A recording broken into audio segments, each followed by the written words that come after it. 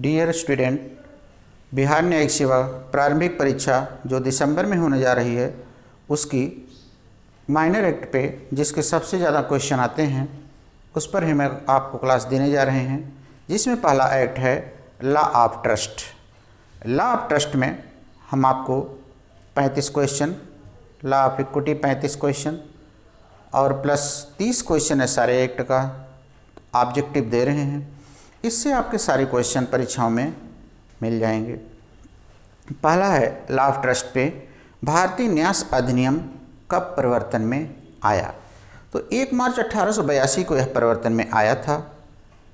इसके अलावा भारतीय न्यास अधिनियम की धारा 3 में न्यास की डेफिनेशन दी गई है। न्यास की डेफिनेशन दी गई है। न्यास की संरचना एक नाबालिग व्यक्ति नहीं कर सकता। ए minor can not create trust. साथ ही साथ न्यासी की यदि मृत्यु हो जाए या न्यासी अपने पद को छोड़ दे तो फिर न्यास का पद रिक्त हो जाता है। न्यासी मृत्यु हो जाए या न्यासी अपने पद को छोड़ दे तो फिर न्यास का समापन हो जाता है। न्यास सृजन कौन कर सकता है, यानी न्यास सृजन में कौन कौन व्यक्ति पार्टिसिपेट करते हैं। उसमें बेनिफिशियरी होते हैं अर्थात लाभार्थी होते हैं, दूसरे न्यासी होते हैं और तीसरे न्यासकर्ता होते हैं। ये 3 लोग मिलकर के न्यास का सृजन करते हैं। भारतीय न्यास अधिनियम की धारा 3 में न्यास भंग के लिए उत्तरदायित्व निर्धारित किया गया है। अगर न्यास भंग किया जाता है तो उसका उत्तरदायित्व सेक्शन 23 इंडियन ट्रस्ट एक्ट से निर्धारित होता है। अब आपका अगला क्वेश्चन आता है कि न्यास कब समाप्त नहीं हो सकता। न्यास का समापन नहीं होता है जब न्यास संपत्ति वापस लिए जाने योग्य हो और अस्पष्ट शब्दों द्वारा वापस ले ली गई हो तो फिर न्यास का समापन नहीं होता।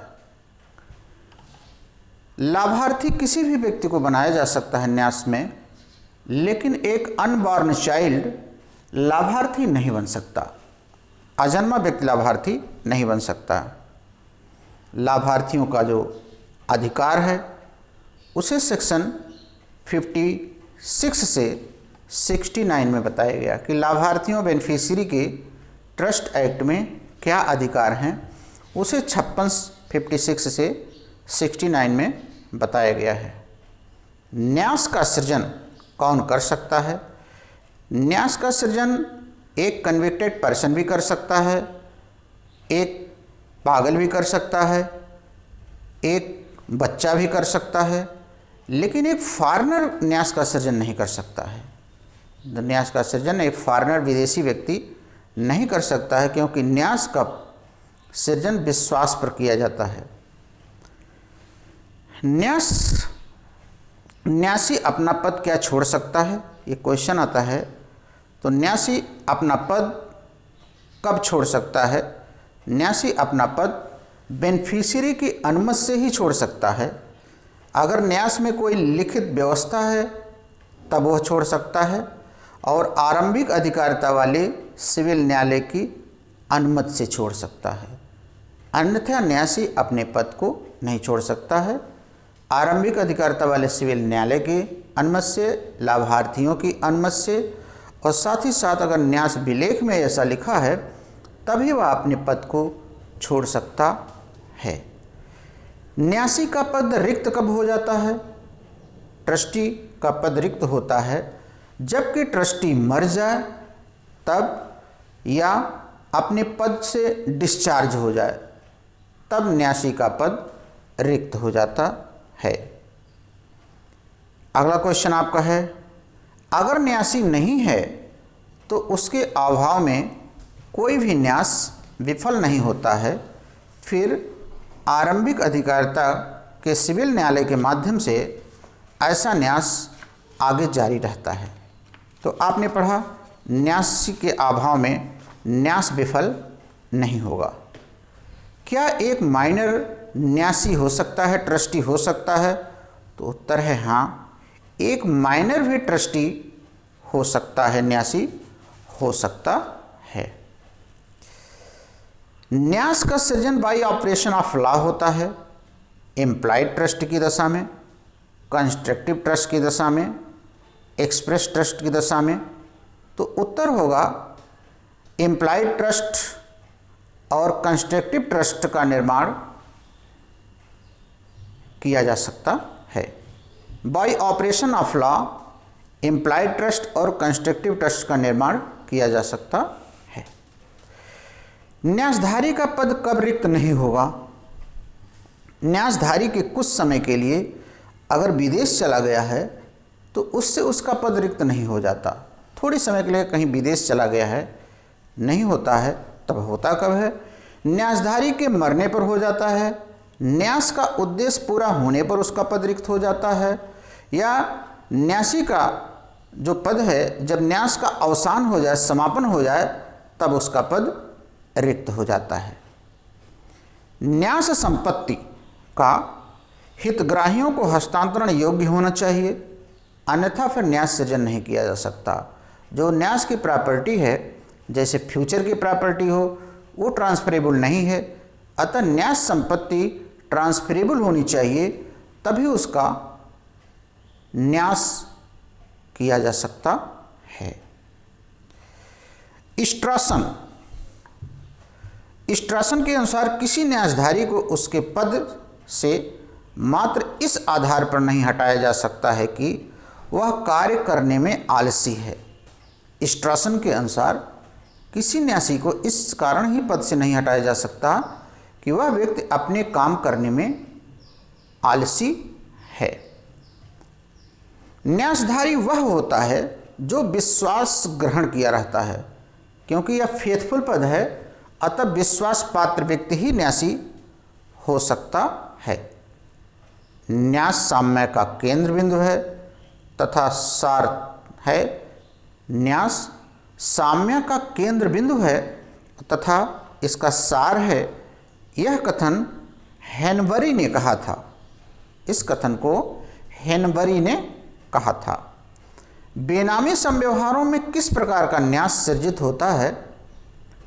तो उत्तर होगा कंसल्टिंग ट्रस्ट, यानी परिणामी न्यास का सृजन बेनामी संव्यवहारों में होता है। तो बेनामी संव्यवहारों में परिणामी न्यास का सृजन होता है। आपका नेक्स्ट क्वेश्चन है, किसी न्यासधारी की नियुक्ति करते समय न्यायालय के लिए किस बात का ध्यान रखना आवश्यक नहीं है? जब न्यासधारी का नियुक्त करे तो किन बातों को ध्यान रखना आवश्यक नहीं है? वह व्यक्ति किस हैसियत का है, उसके पास कितनी प्रॉपर्टी है, इससे कोई मतलब नहीं है। बाकी चीज़ों का आप ध्यान रखिए।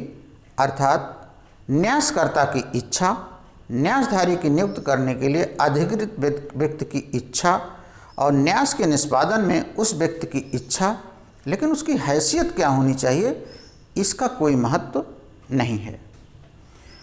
न्यासधारी को यह अधिकार नहीं है कि वह मनमानेपन से पारिश्रमिक प्राप्त करे।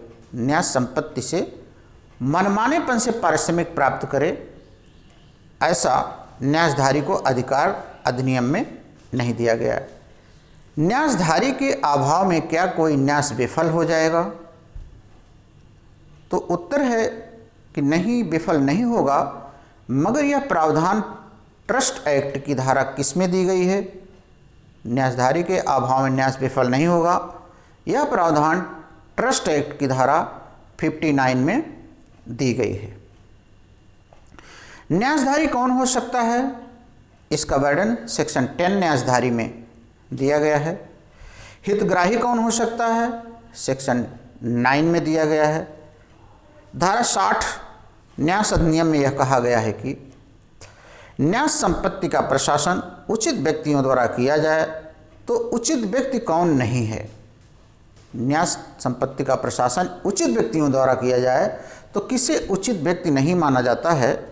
तो जो व्यक्ति विदेश में रहता है उसे उचित व्यक्ति नहीं माना जाता है, या अन्य देशीय शत्रु है तो उसे विदेशी व्यक्ति नहीं माना जाता है, तो उसे न्यास के लिए योग्य उचित व्यक्ति नहीं माना जाता। धारा 60 में कहा गया है एक विदेशी व्यक्ति या अन्य देशीय शत्रु दोनों को उचित व्यक्ति धारा 60 में नहीं माना गया है। जब न्यास के प्रशासन में धन की प्राप्ति और अभिरक्षा अंतर्ग्रस्त है तब न्यासियों की संख्या कम से कम 2 होनी चाहिए। जबकि न्यास के प्रशासन में धन की प्राप्ति और अभिरक्षा अंतर्ग्रस्त है तब न्यासधारियों की संख्या कम से कम 2 होनी चाहिए। यह रहा काफ़ी इम्पोर्टेंट क्वेश्चन आपके न्यास अधिनियम पर। अब हम आपको इक्विटी लॉ से कुछ क्वेश्चनों को बताने जा रहे हैं, जिसमें पहला है साम्य के क्षेत्राधिकार के संबंध में क्या असत्य है। तो साम्य के क्षेत्राधिकार के संबंध में सत्य बातों को हमको सबसे पहले जानना पड़ेगा। एक्सक्लूसिव ज्यूरिडिक्शन ये सत्य है। कनकरेंट ज्यूरिडिक्शन साम्य के न्यायालयों का है, यह भी सत्य है। एक्जिलरी ज्यूरिडिक्शन यह भी सत्य है। लेकिन एब्सोल्यूट ज्यूरिडिक्शन ये गलत है। इनको एब्सोल्यूट ज्यूरिडिक्शन नहीं मिलता है क्योंकि इक्विटी फॉलो द लॉ जो साम्य के न्यायालय हैं ये विधि का अनुसरण करते हैं। दूसरा क्वेश्चन, इक्विटी लैटिन शब्द इक्विटास से बना हुआ है। दूसरा है आपका इक्विटी लैटिन शब्द इक्विटास से बना हुआ है। Primary sources of the equity क्या है? तो उत्तर होगा शुद्ध अंतःकरण या conscience is the primary sources of the equity कहलाता है। He who seeks equity must do equity केवल विधिक अधिकार को ही लागू करता है। तो आपको लॉ ऑफ ट्रस्ट पे 4 क्वेश्चन बताया गया। इसी सीरीज में आपको हम नेक्स्ट क्लास में लॉ ऑफ इक्विटी पर और लॉ ऑफ स्पेसिफिक रिलीफ पर 30 क्वेश्चन को पुनः बताएंगे। आज की क्लास यहीं पर आपकी ख़त्म होती है। सभी छात्रों को बहुत बहुत धन्यवाद।